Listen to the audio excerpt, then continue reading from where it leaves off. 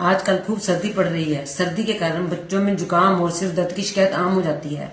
छोटे बच्चों में 2 से लेकर 10 साल के बच्चों में बादाम रोगन की एक एक बूंद नाक में डालनी है और बड़ों में 2 2 बूंद नाक में बादाम रोगन की डालनी है। ये रात को सोते वक्त डालनी है और इसके बाद बच्चों को सुला देना है। बड़े भी अपनी नाक में बूंद डालकर सो जाएं।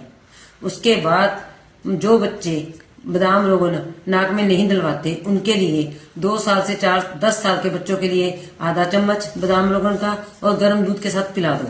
और 10 साल से ऊपर सभी के लिए 2 चम्मच बादाम रोगन के और गर्म दूध उसके ऊपर पीने से सभी का जुकाम और सिर दर्द ठीक हो जाता है।